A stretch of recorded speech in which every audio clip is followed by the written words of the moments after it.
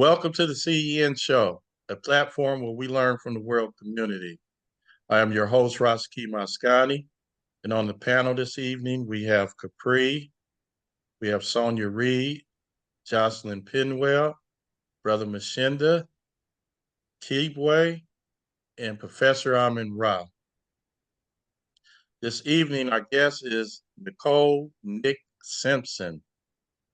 And when I tell you that her book is outstanding, that is an understatement. Her book is, I would say, over 400 pages. It's a little over. I'm gonna say that again, Nick. It's a little bit over 4. Mm-hmm. Okay, a little bit over 400 pages, and I read it in less than a month. So it took me about a month to read it. But I will say that I am a very active person. I have a family, and there's other things that I do. So it took me a month, but it was a excellent book. And what I can say about Nick is that she is highly driven. She's courageous, motivated. I mean, it's just so many things you can say about her because her book. Let me show everybody the book. And this is Amazon. It's From No Salt to the Corner Office: My Journey from Poverty to the Peak of Advertising. And I tell you, that's all true. And there was a lot of things in the book that had me shaking my head. The things that she experienced were, you know, extraordinary. Because I want her to talk about her book. And I was overwhelmed, and I felt triumphant for her because, I mean, what she accomplished was just simply amazing. But what I'm going to do is I'm going to stop running my mouth and I'm going to turn it over to her. Welcome, Nick, and tell us a few things about yourself and your book and whatever you want to tell us about it. And we will get to some questions and comments a little bit after you finish. Okay. Welcome, Nick. Thank you so very much. Thank you for having me. Thank you for reading my book, for all of the comments, all of the input, the many conversations we've had over the last few months. My name, as most of you on the panel know, it's Nicole Nick Simpson. Many people call me Nick, and I also use Nick as my stage name when I do acting and stuff like that. I am from Trinidad. If you've read the book or if you know me, you already know that. I've been in America for many, many, many years. I'm an American citizen. And this book has been in the cooking for many years. I started writing it a long time ago, and I put it down for many months, sometimes a year at a time, whatever. Because the first time I ever even thought of writing a book was my girlfriend who is on the panel, Capri. I would tell her stories about my life. And when I told her certain things, her answer always was, "You need to write a book." I'm like, "About what?" It was just my life. And she kept going, "You need to write a book." If she told me that once, she told me that 1,000 times. And I was like, because at that time in the 90s and stuff, only celebrities and athletes and like educators would write books. Regular people weren't writing books about their lives and things like that. And then as time went on, other people was like, "You have a story." And I'm like, "What story? That was just my life." And after a while, I was like, "Okay, I guess, I will tell my story." And so many things happened along the way, because I first started out to write my view of America from a foreigner's point of view. Then I believe I changed it to when I started doing comedy, my view of America through a comedian's eyes, a foreigner Caribbean's eyes, comedian's eyes. And then eventually I was like, just straight up tell your story. So my book is about my life from pretty much from birth until just about now. Um, my parents are from Barbados. They met, married, and my father came to Trinidad first. My mother followed a few months later. And they had I'm not sure what the right word for their marriage is, if it's tumultuous, if it's harrowing, if it's. My mother basically got married against her will. My father saw her, found out information about her, went to the neighbors, got what he needed, went to her father to ask for her hand in courtship. Her father said yes. She said no. Her father said, a decent young man wants to court you and he will. So she had no choice. She had to do that. Then he asked her father for her hand in marriage, and her father said yes. And he told her, and she said no. And her father, the screen just went blank. I'm not sure if everybody's still there. Anyway, she didn't want to get married. Her father said yes, and so she was married. And she came to Trinidad and met him. And in spite of what she realized that he was having several affairs and things like that, they started having babies, every year, every 15 months, whatever. And for whatever reason, a lot of the babies died shortly after birth. And that marriage was just a miserable one, especially from her point of view. Um, there was a lot of abuse, physical abuse.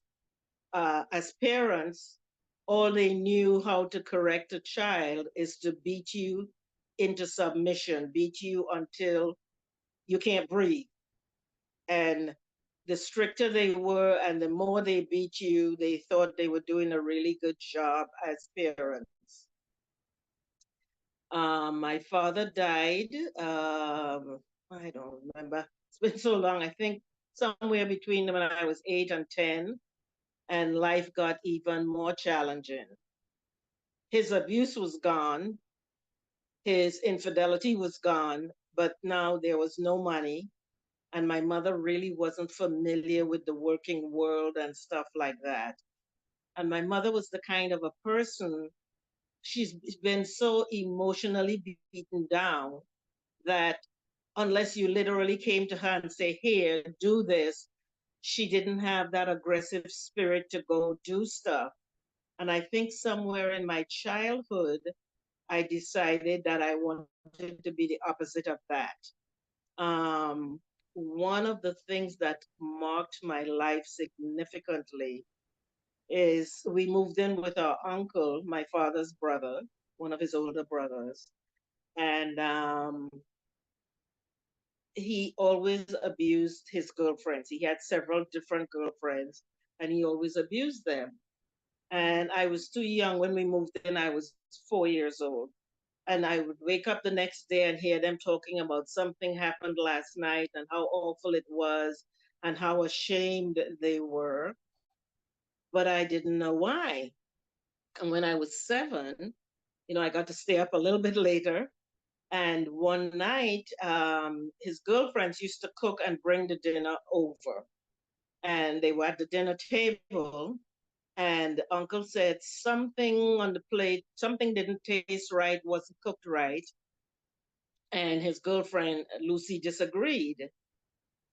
And they started going back and forth.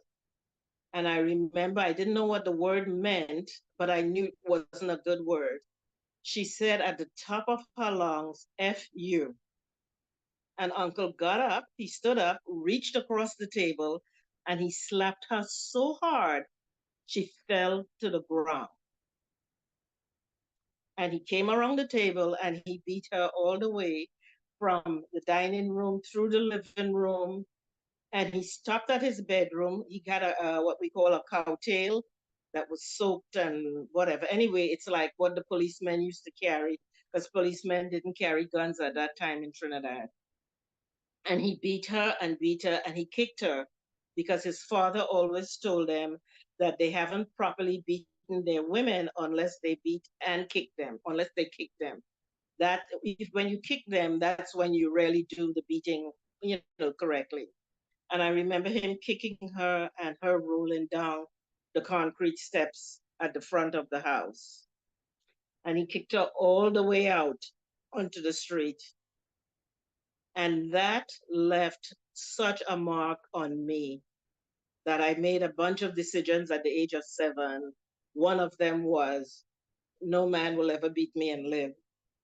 Um, why I made those decisions, I don't know, but that incident made such a mark on me that I don't think I can ever forget it. It's vivid in my mind, vivid.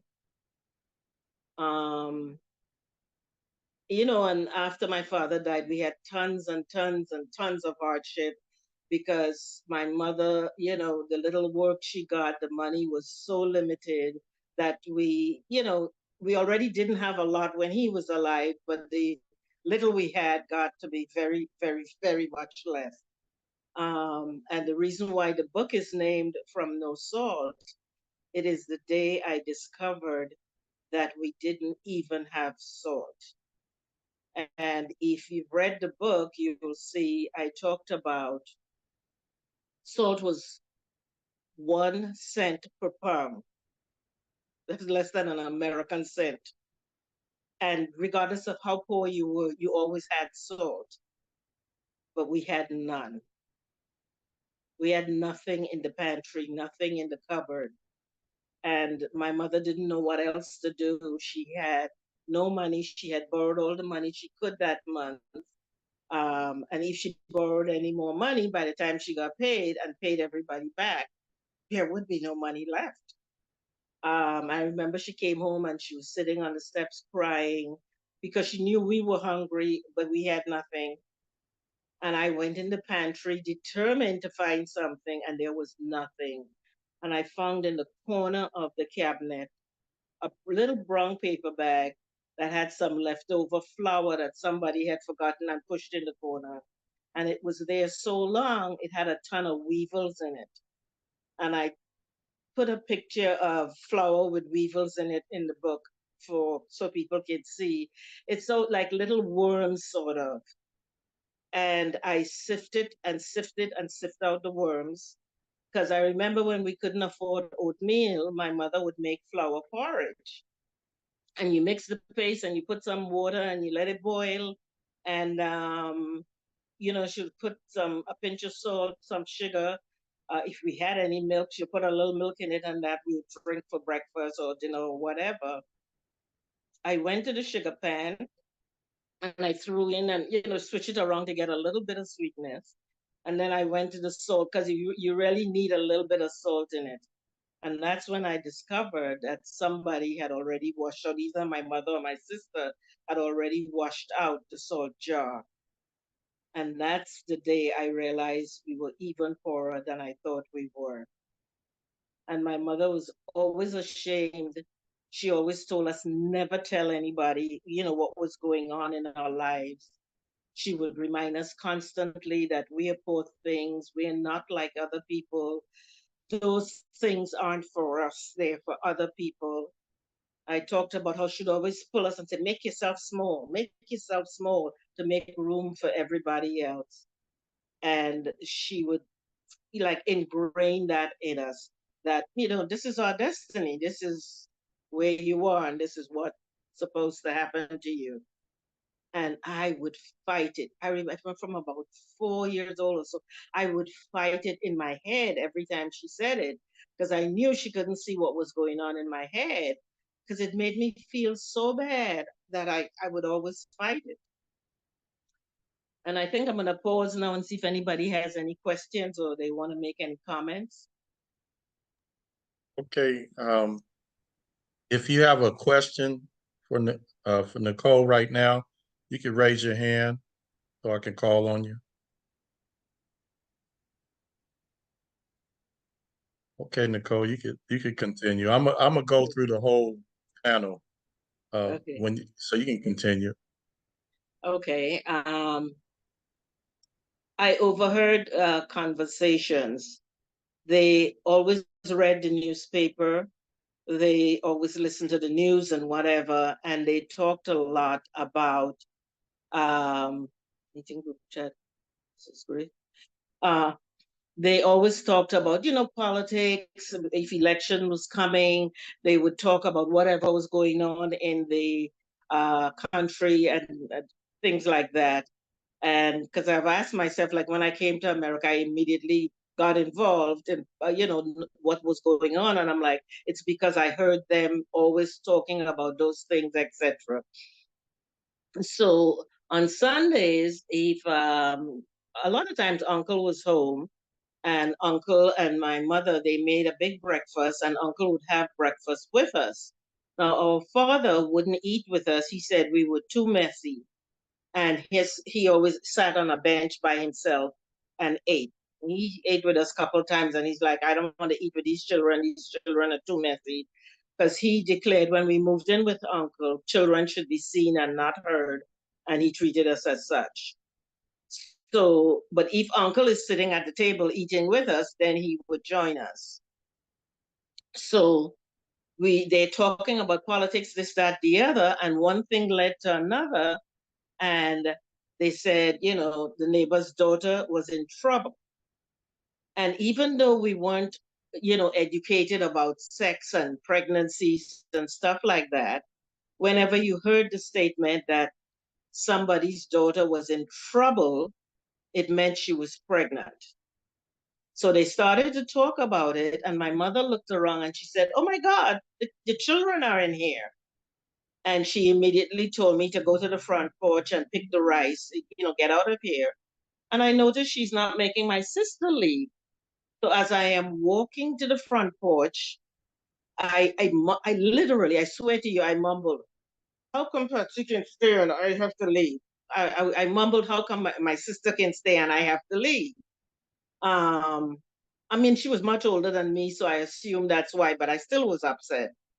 And as I am walking, I'm almost at the front porch. I felt a sting right here below my eye. Something just came over my head below my eye. And when it went back, it ripped the piece of flesh from under my eye back. And I screamed, trying to look around to see what stung me. And as I was trying to turn around, there was another and another and another. And it took a few seconds before I realized it was my father with an old plastic belt that was hard and cracked in many, I mean, it was like dried and cracked. And with every blow, it pulled flesh from my skin. All the cracks just ripped my flesh out. And that is another incident. And I think that happened before the uncle's beating. That's another incident that just left my mind. I mean, it's like imprinted on there. I tried getting up. I tried, because then I started blocking. I'm trying to block the blows and everywhere. Him in my head, my foot, my hand, my back. And then I started to lose my breath. And after a while, it was like around 10 o'clock in the morning, it just started getting dark. And I started like, I don't know if I completely passed out, but I started fading. And this went on and on. And I'm thinking, is anybody going to help me? And then I started bleeding from a lot of the cuts and cracks and tears and whatever. And I'm screaming at the top of my lungs. And my mother eventually came over and she's like, You can kill the girl. You got to stop. You're going to kill the girl. You're going to kill the girl. And she's trying to hold his hand, but he's strong. She can't really control his hand. And he's like fighting and just keep beating. And then eventually, Uncle came over and Uncle grabbed, and even though Uncle was much smaller than him, Uncle grabbed one hand, and then with my mother, then the two of them, and my uncle, all they were saying, You're going to kill the girl. You're going to kill the girl, because they could see me fading away. and they eventually pulled him off of me. And then she took me and put me in the tub with, they put salt to stop the infection and all this stuff. And I'm shaking like a leaf at this point. I'm 6 years old, and I'm shaking like a leaf. I'm bleeding. I'm cut all over, and then the salt water was just and she started patching me with every band-aid, everything that she could find, patch me up. And he walked in the middle of that and said to me, "See what you made me do? I swear to you, in that minute, if I knew how to kill him at 6 years old, I would have." But I got past all of that, made it through school and all that. And the first chance I got, I started trying to come to America because I heard them as a child talking about America and a better life in America and things like that. And people would come up first. They were going to England, and then eventually people started coming to America and Canada. And I was like, there's a better life there, and I want to go there. And I tried and tried, and eventually I got the correct documents and visa, and was able to come to America, and just started, as soon as I can, just started working.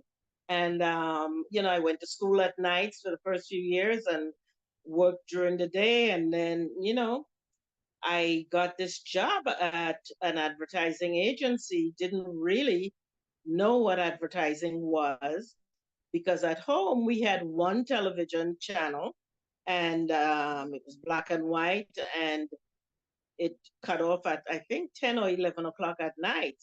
So I was overwhelmed when I came to New York and saw they had 8 channels. And just started working in advertising and learning, because I was always curious and I always liked to learn, and would always ask, what are we doing? What does this mean? Why are we doing this? Whatever. And, I got promoted from one step to the other. Then I wanted to leave New York because of the winters. I was tired of the winters and the subway and all that. And they were opening an office in Dallas, and got transferred to Dallas. Sonia, if she's still on there, she's the one that found out about the office being open.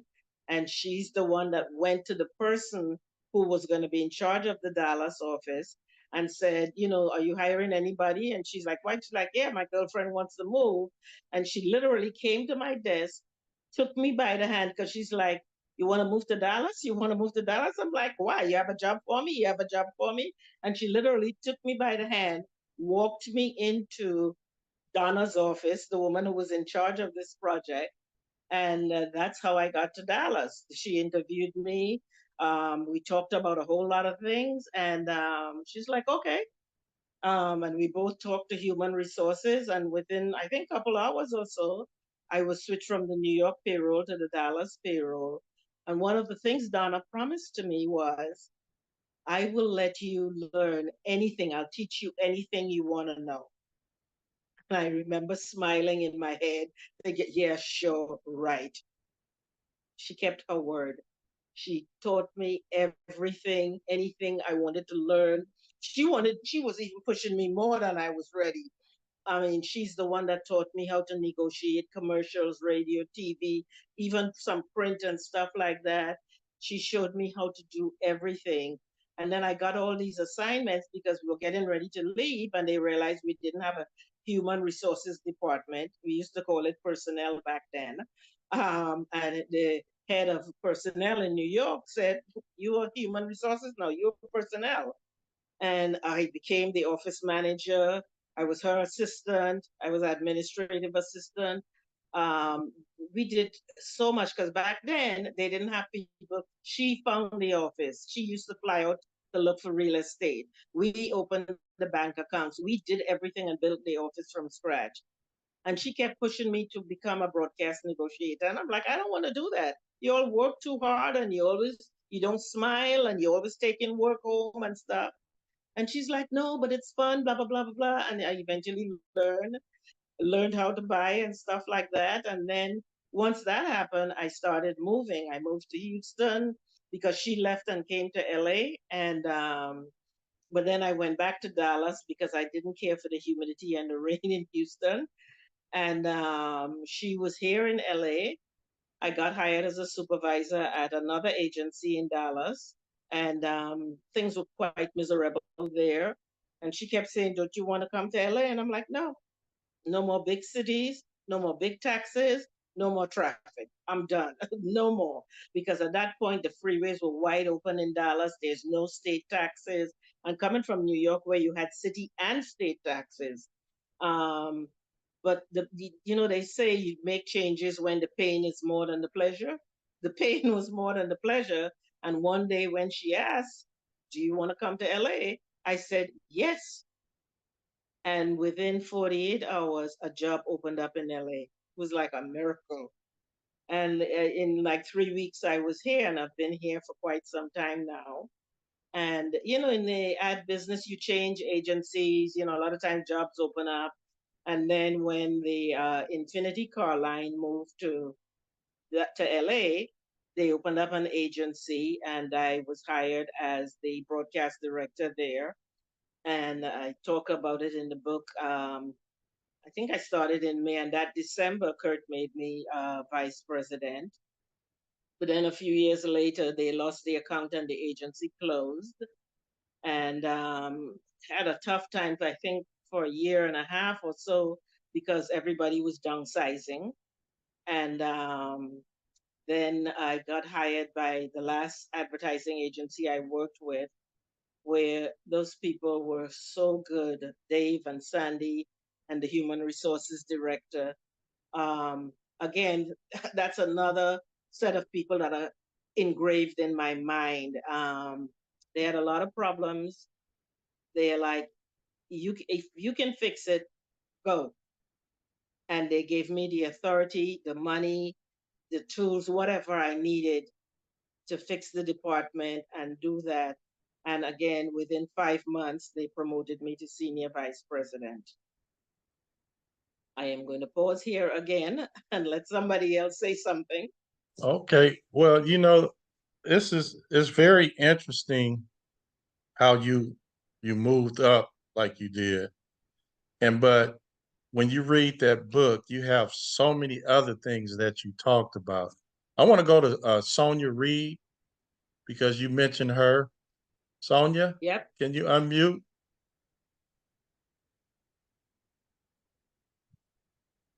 Hello, Sonia. Well, we can come back. I'm gonna go to uh, Jocelyn Pennywell. Jocelyn, Yes, I'm here. so do you have any questions or comments Um, you want to? you know, I when I hear about, and even when I read about her, Nicole's experience as a child, the abuse that she experienced, and to come from the abuse that she encountered to the kind person that she is today, what type of advice would you give to someone who's experienced such difficult trauma in their life to be able to flip that and, and go after their career and still, be a good person? Because that could really, like you said, you wanted to end him, you know? Yeah. But how do you feel? Where did you find that strength in yourself to be able to overcome that? I didn't for a while. Like I said, I never, ever, ever forgot that beating. And I used to think of, I wish I could have gotten back at him. And, I spent a lot of time in that space. But as I got older, I started kind of visualizing the kind of person I wanted to be. And I just started working on myself without even knowing what I was doing. It's like, well, that's in the past, let it go, whatever. But it wasn't that simple. It was years later, and I elaborate on this in the book, when Oprah Winfrey, when she started with the AM Chicago, and then she switched to the Oprah Winfrey Show. And she did several shows on abuse, on parental stuff, and things like that. And she used to have a lot of psychologists and psychiatrists on her show. In addition to that, I had taken NLP in Dallas, neuro linguistic programming, and that taught me a lot about how people communicate visually, auditorily, and kinesthetically. But one of the things that really helped me is the psychiatrists and psychologists and stuff that she had on her shows. They used to give steps on how to deal with the childhood pain, because she had, kids who were burnt and locked in closets and cut and all kinds of things.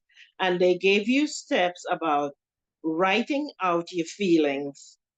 So, for example, if you're right-handed, write it with your left hand. If you're left-handed, write it with your right hand, because it looks like a 5-year-old wrote it, or a 7-year-old, or whatever age or ages you were. Write out your feelings. So write a letter to your father. Tell him exactly how you feel, how painful it was, how much it hurt, how much you hated him, what you'd like to do with him, the whole thing. And they gave you steps like, if you could visualize, like call up your father in your mind, call up your mother in your mind. They said if they're alive and you can talk to them, then do that with them.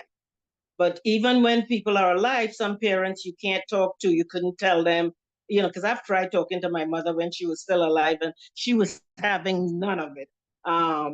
So I did. And I had conversations with my father about how much I hated him, how much he's hurt me, how much he's affected my life, how much he's, affected my relationships with men.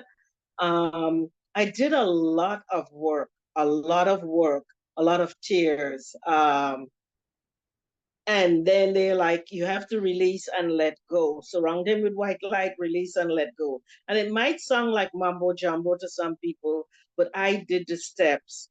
I did the work. And, I did it more than once.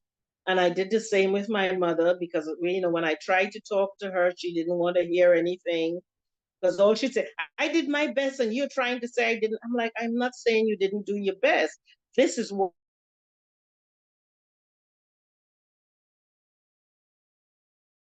neuro-linguistic programming. And then I started listening to a lot of different tapes and stuff in that genre, and learned to let go of the pain and heal, because so much of what we do in our lives, so much of how we behave is from what happened to us in our childhood. And I remember Oprah once saying, when people are acting up and doing certain things, we said, what's wrong with you? And the question we should be asking is, what happened to you? Because based on what happened to people is why they behave how they behave. So it's just doing a lot of internal work on myself. And I have to let go of the pain. I forgave them. I forgive them in the process of, you know, because they didn't like the way they were brought up, but it was all they knew. So they did what they, and that's basically how I got to the process. Plus, I keep saying what kind of a person you want to be, what kind of a human being you want to be. And that's part of the reason why I think I wanted a child so bad, because I wanted to prove that you can love and raise a child without beating them to death and pounding them into the ground. So those were the steps that I took. I love that. That's beautiful. Sorry I jumped in and said that, but I had to say that because a lot of people don't understand, especially in the African American community, the power um of talking to a therapist or a psychologist or somebody who can help you. You utilized a psychologist in a different way and made it work for you. Did you ever personally decide to go and have your own counselor? I did, when I was having some challenges at work after my mother died. Because of my job title, the company paid for bereavement and stuff. You could see a psychologist. Was she a psychologist? Which one just talks to you? The psychologist? Like a Um, therapist. The Then they company have counselors too. paid for like six sessions. I think I had six sessions and I didn't know, or I had four sessions and I didn't even know about it. And then when my mother died, my friend from Human Resources, who's the head of Human Resources, said, you get counseling. And then it turned out I had like 10 sessions.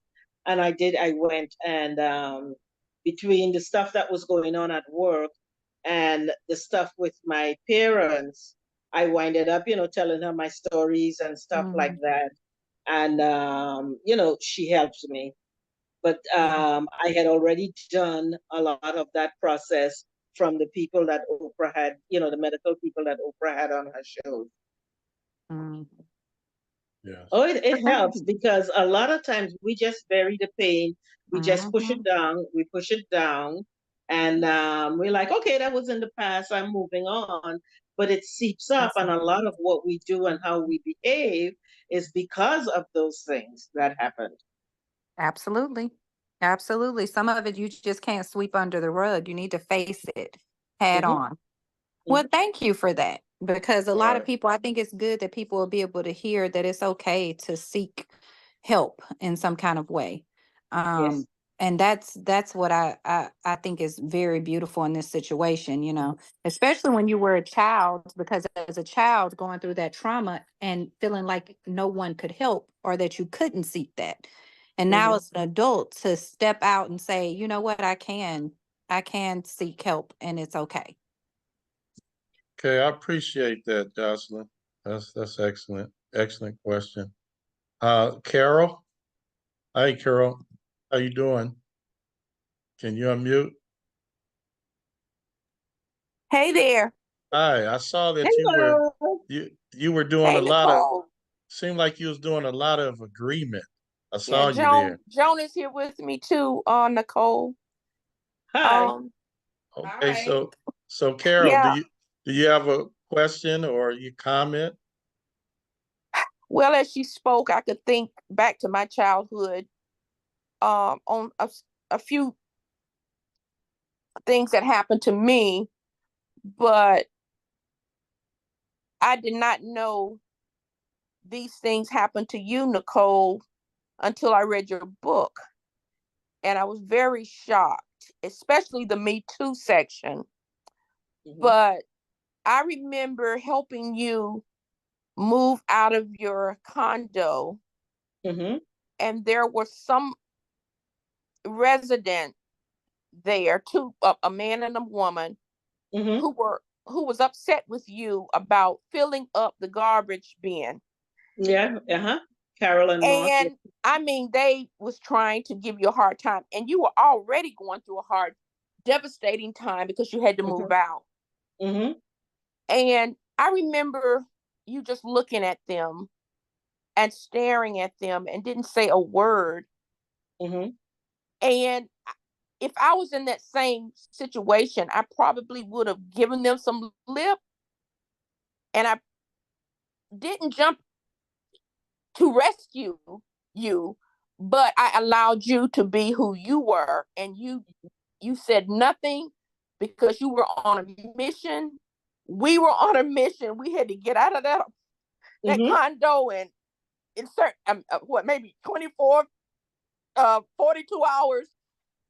And I took that away as you being a very wonderful person that modeled to me you don't always have to respond to certain situations.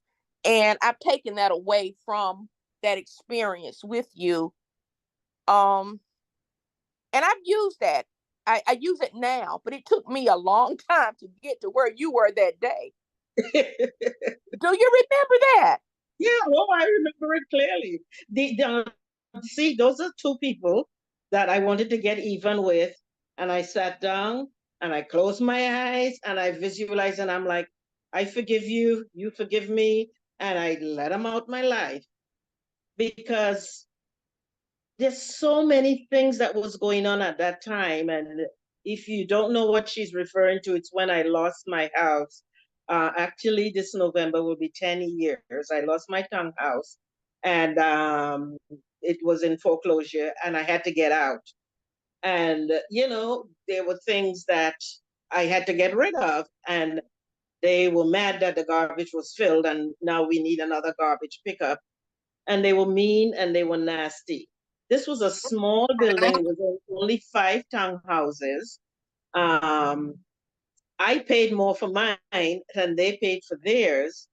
But that couple and the one up front used to act like I was renting from them. Not that I owned it like them. And I paid much more for mine than theirs because they were there much longer. And I got to the point where I'm going to control myself. I'm going to control my emotions. It's not what happened to you, it's how you respond to it.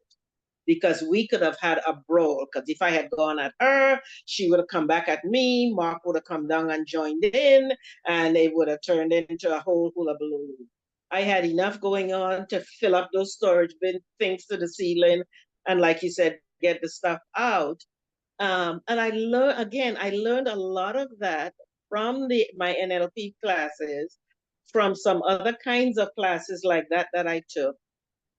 And I'm telling you, the many psychologists and psychiatrists she had on those shows for different things over the years, I learned a lot from them. And again, I start thinking, what kind of human being you want to be? What kind of a person you want to be? And that's how I try to conduct my life. No, sometimes if you push me too far, I'll really come at you. But in a lot of cases, it's like, you're being stupid. I've never I told, seen that from mm, you.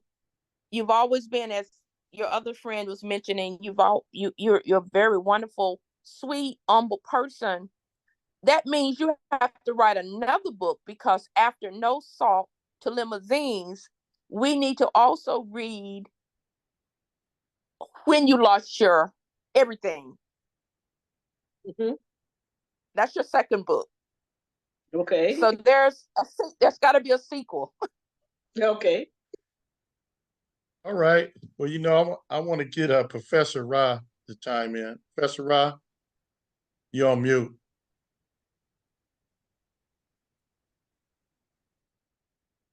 Okay. Question, comment, Professor Ra? Well, thank everyone. And I want to say it's a wonderful thing that you come on our show, Nicole, and shared your experiences. And it is a unique experience to be able to write about the challenges that you face. Most people, and then you overcome. So we really appreciate that story. Very inspiring, very motivating. And a lot of women in the world, and even in the United States, face sexism. And it's just as rough as racism. But you managed to handle the issues of being a woman, being a child, and facing the corporal punishment. But I have a couple of questions about Trinidad. Mhm. And was that just okay? They were formerly faced with some of Africans were enslaved, and after that they were colonized to a certain degree by the Catholics in Spain and all of that. But what type of political system or government system or laws did they have when you was coming up? They had 2 parties, like the equivalent of the Republicans and the Democrats. I think one was called the People's Party. One was more for the people and for the lower income people, which I think like most countries had, and the other party was for more like the more upscale or the wealthier party. But I think it was called PPP, the People's Political Party, always usually won. I mean, they were all Trinidadians, but still they were like 2 different levels. And I think the PPP usually won the elections. Do they still practice the type of marriage system you went through and observed with your father or the fathers telling the girls that they got to marry or deal with people like that? Do they still have customs like that in Trinidad? Well, that was in Barbados because my parents are from Barbados, and her father, my grandfather, is the one who did that. I don't, I now when I was growing up, my neighbors and stuff didn't make their children marry. Now, if a young guy got somebody's daughter pregnant, you usually had to marry them because we didn't have a lot of quote unquote illegitimate babies or babies outside of marriage. So if you were a young guy, 17, 18, 19, 20, whatever, and you got somebody's daughter pregnant, um, usually your parents and her parents would get together. They would have conversations and they would be like, you have to marry Miss Brown's daughter. You have to marry her. You can't have her, being pregnant and not having a father for the baby and all that. But outside of that, people saw each other, liked each other, and got married on that basis. But pretty much, I would say maybe 80, 85%, if you were, whether you were dating or it was just a one time only, if you got somebody's daughter pregnant, the parents from both kids would get together and say, this has to be a marriage. She cannot be out there pregnant. Okay, so Mr. C. How long did you live? I mean, did you live in Trinidad before you left? I was in my late teens. Late teens. So you got a chance. Did they have an education system? Oh, yeah. We have the University of the West Indies in Trinidad. We have high school and what we call college, so to speak. Yeah. Okay. And so They have everything, pretty you much. There are people who live here and go to Trinidad to do their study for their medical school and things like that. Now, when you came to the United States, uh, you were a teenager, is that correct? Yes, sir. Was it like how do you compare the different cultures? I mean, Well, it was very different, and I talk about it in the book. I was overwhelmed at the number of people because you have to remember back then there wasn't a CNN and MSNBC and all that. So there were no visuals of what America was really like. We saw a magazine every now and then. Usually it was of New York City and the streets were sparkling clean and the tall buildings. So when I got to New York, I was overwhelmed. I couldn't believe how tall the buildings were, that people were literally living up in the air like that.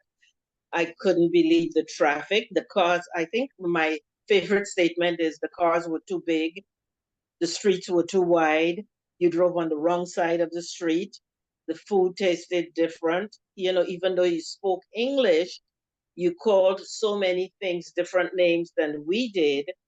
And you had rules that was like, oh, okay. And the number of people, like you get on the subway, it was overwhelming because there are more people on the train probably in all of Trinidad sometimes. So that it was just shocking. Those things were shocking. okay, now with regards to the book that you wrote, did you include the dynamics of your challenges? I know you wrote about your history of a child corporal punishment because it seems like they didn't call it child abuse. Oh no, they didn't call it that. They called it discipline. Yeah. Well, they did it here too for years in the South and in certain areas. We got whipped a lot. That's what because they got whipped as coming out the enslavement, and that's how they learned it. To make people behave. Sometimes they whip you so much they make you change your attitude too, not just your behavior. But the point is that your book is very unique. Now, it took, you said you had how many pages? I think it's for, let's see, I have it right here. Uh, I think it's 401, 410, 417, 420. And you do comedian work too, right? It's 410. Okay. Yes, when I first came here, Johnny Carson was still on the television, and I saw Johnny Carson doing what I didn't know it was called, but it's, doing his monologue. And from the very first time I saw him, I was like, I want to do that. I had never, because we didn't have comedy in Trinidad at that time. And I'm like, this man is making fun of everyday things. You talk about, I went to lunch in Malibu today, I went to Beverly Hills, I did this, I did that. But it was funny, but it felt like I was also learning about California. And something within me says, I want to do that. And I kept it a secret because, of course, how was I going to do that? I didn't even know what it was called, comedy. I didn't know what it was, but I kept it a secret for a long time. And I used to keep a list of, if I ever did that, what I would talk about. Mhm. And it wasn't until many years when I got to California, I winded up taking workshops and started doing comedy. So you did writing, and it took you a little while to finish it, the book. Well, yeah, the book, yeah. But with the comedy, you had to write your own comedy, and you'd have in the beginning you had a few other comedians. We'd sit together and edit each other's work, and give constructive criticism and stuff like that.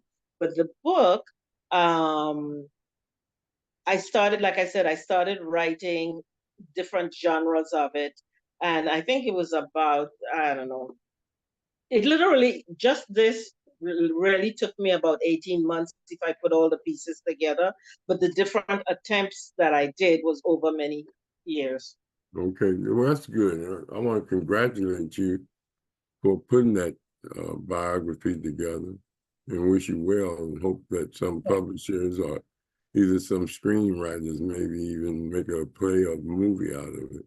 That would be good. Yeah. I mean, you seem to have the type of personality and presentation that gain interest in the corporate world, because you've been working in the corporate world selling advertising, so you're pretty familiar with it. So I wish you well. Thank you. Thank you. I appreciate it. All right. Thanks, Professor Ra. Capri? Yes. Yes, you want to ask a question or make a comment? My comment is your next book is Again I Rise, because I know Maya Angelou would be so honored from you. And I have to say, I was there in the background for a lot of it, and I was the one that kept saying it because you are an amazing storyteller. I would get in trouble with my family because literally Nicole could tell stories for hours and hours, and I just sit there and it would just be like watching a movie or something, because she has such a vivid imagination as well as recollection of everything, and how she would see it in her head, and just the drive, it's unmatchable. And that's why I was just amazed, and I was just sitting there just all the time just saying, you should do this. So it's an incredible talent that propelled you through life, the ups and the downs and everything. You have such an incredible strength that I'm amazed. And I was thinking about it. I have to confess, when my mom had her aneurysm in 2001, right after 9/11, a lot of stuff changed for me. And I had to really pull back in some ways, but gently. But I always said my prayers, and I just feel like prayers have been answered.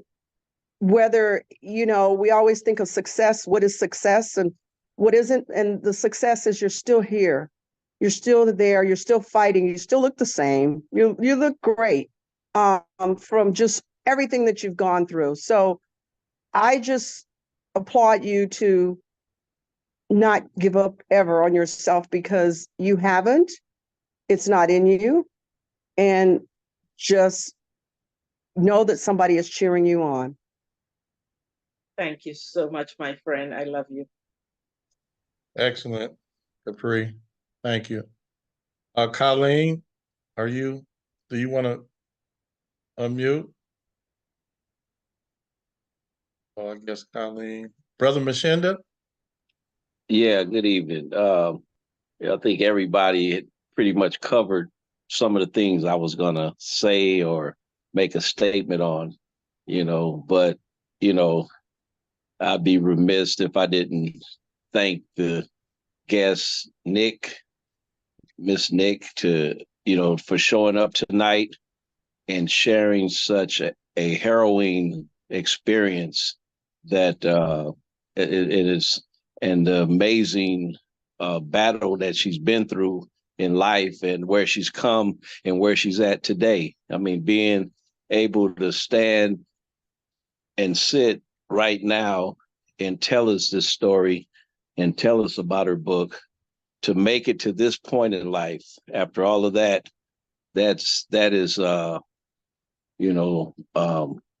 amazing and inspiring at the same time, So to be able to witness in her telling us her testimony about her battles in life, it sends those positive, to take, it's ironic where you can take something of torment and devastation, and we can think of other words, and to be smiling on on this podcast tonight.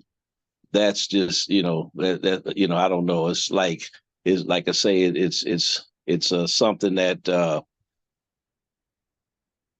could benefit others, just to see that. I deal with people and have been dealing with people professionally in my work life for many, many years, who have been exposed to similar type experiences and so forth. Because I always say everybody has a story. Of course, she has a tremendous story. And so all I could say is, not only is it therapeutic for her to talk about it, that's just my opinion, and to continue to complete her book and to put some, closure, or not really closure to writing it, but to open it up to the world. I think that's beautiful. And at the same time, the ones that read it, I think that, like I say, it can help somebody out there. I think the platform talks about each one, teach one, each one, help one, and I think that writing that book won't go in vain. You're gonna you're gonna help at least one person, and I'm sure you have already helped many, but the ones that are, that's gonna come in contact with that material will, and I haven't read the book. This is the first time, I'm meeting you tonight, and but I will, I plan on buying the book really soon, and and share it at the same time. I share books, so I'll go through it and I'll pass it on and share it with others. But I don't want to ramble on. I just want to thank you for coming tonight and sharing your experience, and keep enjoying your life. And one day, hopefully, I could meet you and sit down and have a conversation with you, because you seem to be a very interesting person. Okay, thank you. Thank you so much. Thanks, Brother Machinda. Nick, I want you to tell us one story about your interaction with one of those celebrities. I know you told me a few. So just tell us one story of somebody you think. It's not all doom and gloom. I've had a good life, especially working in the advertising business. I had access to, several things, going to award shows and things like that. And I've also done a lot of traveling on my own, and of course with business associates. tell us a story. I'll tell the story of my darling, wonderful, lovely. Um, I can't believe he died, Sidney Poitier. um, the only person I think I loved more than Oprah was Sidney Poitier. And after I left the advertising business, I opened a store in Beverly Hills. I had a gift shop, and my second location, Sidney Poitier used to go to lunch at a restaurant two doors from my store. And yeah, I'd see him walking up and down the street and stuff like that, going to lunch. And then one night, because I was in the store late at night, packing, repacking, putting out new merchandise, doing whatever. And people would walk by, and sometimes I open, when I think of just a few years ago, I would open the door sometimes 11, 12 o'clock at night and let people in. Because it was like people in the neighborhood, they're coming back from dinner, whatever. And these two ladies and a guy was playing with my dog. I had a little Maltese, and he's at the door and he's scratching on the door. And they're playing with him through the glass. And usually people walk away, but they weren't going away. They weren't going away. They weren't going away. And I'm like, okay, these people want to come in and Teddy's going crazy. So I opened the door, and the two ladies walked in, and one of them, it was obviously somebody's husband, walked in. And we're like, hi, how are you? And I'm like, yeah, you can look around, whatever. And then out of the shadows walked this man. So the three people that came in, they were all white. And all of a sudden, this man walked in behind them. And I realized he is with the group. He literally was standing there. I believe, I mean, of course, he didn't tell me this, but I think he wanted to see how I was going to treat those people, because he knew once I saw him was going to, but he wanted to see the way I was going to treat the other people. And he stood there for a minute before he walked up. And when he walked up, I realized who he was. And I was like, oh my God. But of course, I'm trying to be cool. And I said to him, oh, I have a picture of you here on the wall. And he's like, you do? I want to see that. So he walked over, I think I can reach it. He walked over to look at his picture, and his friend is like, oh my God, I want to see that. I want to see that. And then he looked at me and said, who owns this shop? And I said, I do. And first of all, the joy that came out of him, and he was like, she owns this shop, you all. She owns this shop. And let's see, here it is. Because this is one of the pictures I had on the wall. And he's like, yeah, that's me. Yeah, that's me, all right. And he stopped by a couple of times because he used to go to Show the it again, please. Show it again. You see it? Yeah, that's nice. Yeah, kid. He used to go to the Italian restaurant a lot. And he was I love him. I love everything he stood for and stuff like that. And I'll show you one more. Um, This was taken at a KABC television party when Oprah first started, when her show went to syndication. Um, One of the reps went to her because, when a show goes into syndication, they go from market to market at the different stations to promote their show. And they had her in a tent. And the rep who called on me at the time, Jim Wilson,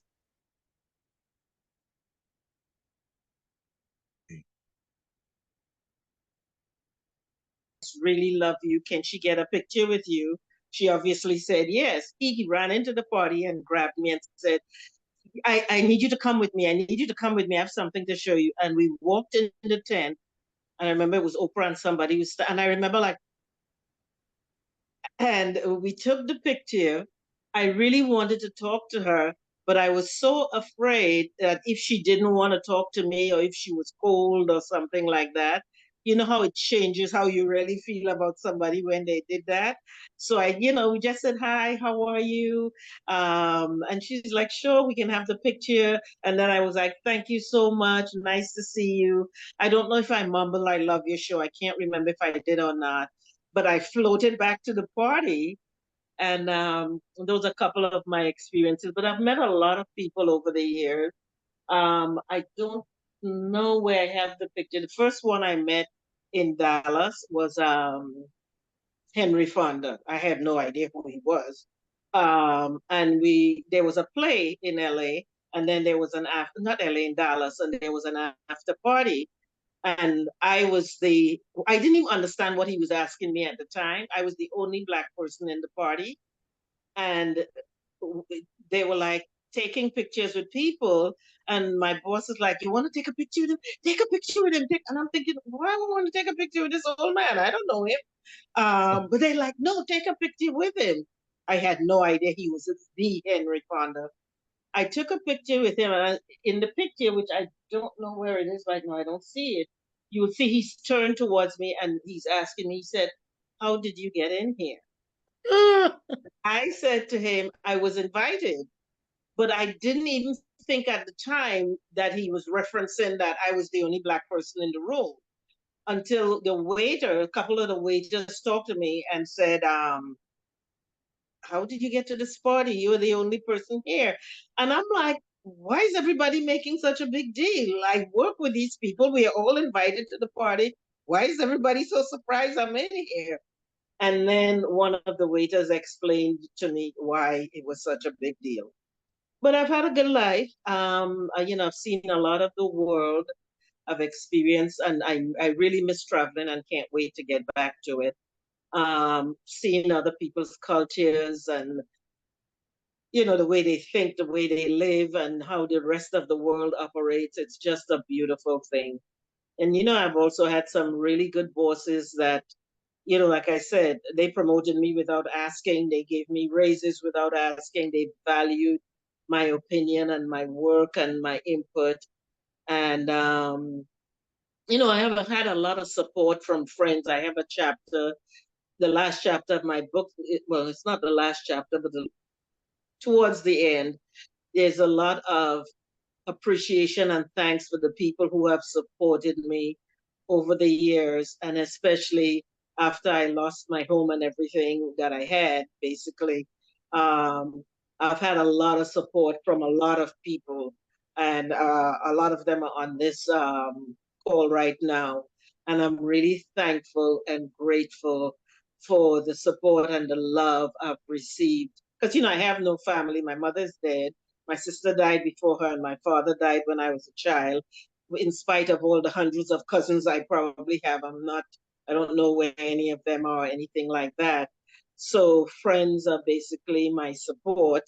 And, like Cynthia Innes, who I wish she would have been on here, she was responsible for helping me come to America. And Rosalind Trim, my nephew's mother, she has been, like one of my lifelines over the years. It's amazing. God has always put people in my life to support and help me when I'm down. And I'm so appreciative and so thankful of that. Well, that's a wonderful thing. Look like you're doing just fine now. So I'm I good. I'm still trying to get back up on my feet, but like Capri said, I'm still standing, and I'm not gonna stop trying. I'm not gonna stop reaching, because I'm alive and I intend to stay that way. That's a good thing. Now we have Brother Chawara here, and he's usually with us on most of our shows now. Brother Okay. Chawara, you want to unmute? Uh, did he step away? There Did you go. Sonia want to say anything? Where's Sonia? Mm. Sonia's not here. Oh, she left. Okay. Yes. Yeah, I tried to get Colleen, but Colleen haven't unmuted. Brother Chawara must have stepped away. But Okay. we, we definitely would like to have you back on, Nicole, and Okay. give us an update on the new triumphs, because I know you have more coming your way, especially with this book. You should have some things happening here. Mm. I really hope that somebody could see the value of the book and put it to more use because it's already useful. But it's just, it's a pleasure meeting and talking to you, and you're very inspiring, Thank you. and a lot of people can learn from your life experience, and I'm looking forward to some more things happening good. Looking Thank you. forward to that. So, Professor Rod, you had a last comment or you had a question? Oh no, I'm good. I mean, it's just an excellent story, and I'm like Machinda, I got to read the book myself, and because it's just an exciting story for her to triumph and have such a good attitude with some of the challenges she had faced, and looking forward to her being successful in all phases of life, even more than what she's been. I don't know. Are you performing anywhere? Would you come? No, I haven't performed in a while. I'm hoping to, get back to the stage at some point, probably next year. And I already told my agent I really would like some substantial acting work this fall. So we'll see, since the strike and then there's summer and people were off. So hopefully I'll be back, back in some action in the near future. But I would definitely let you guys know if I'm performing anywhere or doing anything. What about advertisement? Are you still in that business? No, I left, like I said, and I had gone into my own business, Mm. the gift shop business, the wholesale retail business. And then the 2008 recession, when the big economic downturn happened, I winded up, you know, cleaning out my life savings and everything. And that's when things went downhill, including losing my home and all that. Mm. But I'm still getting back on my feet. And like I said, I'm going to keep reaching and keep trying. Well, not Well, trying, but I'm going to keep reaching wish and you going for the next thing. wish you nothing but blessings without numbers Thank and you. all good things without end. Thank you so much. Mm-hmm. Appreciate it. Okay, what you want to leave us with this evening, Nick? I want to leave you with thank you. I appreciate you. I appreciate your time. I want to thank everybody who took the time to be on.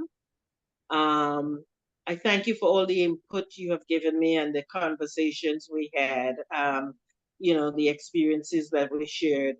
Um, I'm thankful for this opportunity to talk about my book.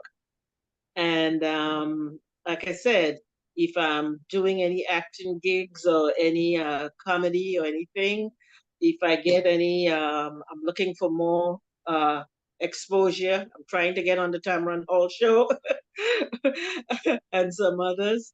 Yeah, I'll definitely let you know. But I'm just thankful and grateful for the life I've had. I am thankful to be alive, and I'm going to keep stepping forward, moving forward, and see if I can help others along the way. That's my That's goal. That's my plan. Because when you have nothing, you pretty much can't help anybody. If you're in the hole, if you can pull yourself out the hole, then you can pull other people out of the hole with you. So I look forward to being able to help. I used to, and I look forward to being able to help others again. well, So as much as thank you, and thank you. well, you're welcome, and thank you for being here. And if you accomplish all that you have accomplished already, you already know what to do. Just do it again. Hey, say, let's do it again. Let's do it again. Yeah, wasn't Sidney Poitier in that movie? Let's do it again. Yeah, yeah, yeah. Yeah, Yeah, yeah. so yeah, looking forward to some more triumphs, most definitely. Professor Rod, do we have anybody for Tuesday?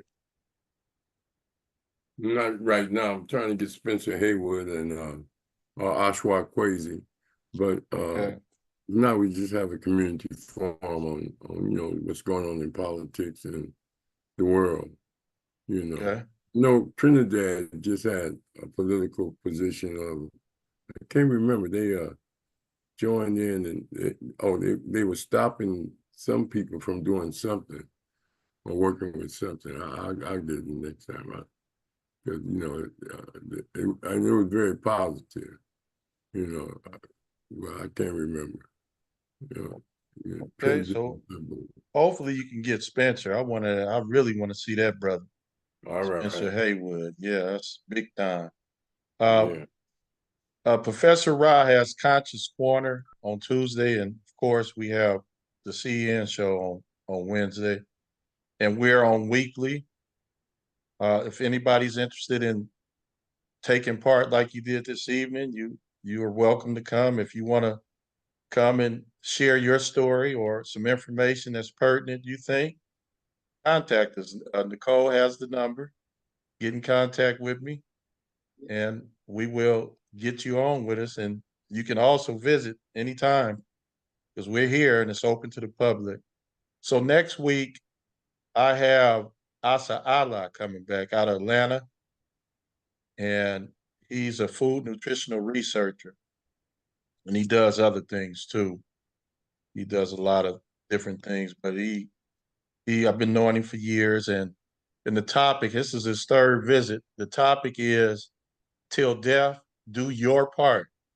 And when he sent that to me, I'm like, did you mean till death do us part? And he's like, What? no, Do till your death part. do your part. So it took me a minute to get it, but I got it. And he's always have interesting conversation and presentation. So looking forward to that. Thank you everyone for attending this evening. It was excellent, Nicole. And we're gonna do it again, Nicole, for All right. sure. So Okay. keep in contact, and we're gonna take our pause. Everyone have a great evening. Thank you. Mhm.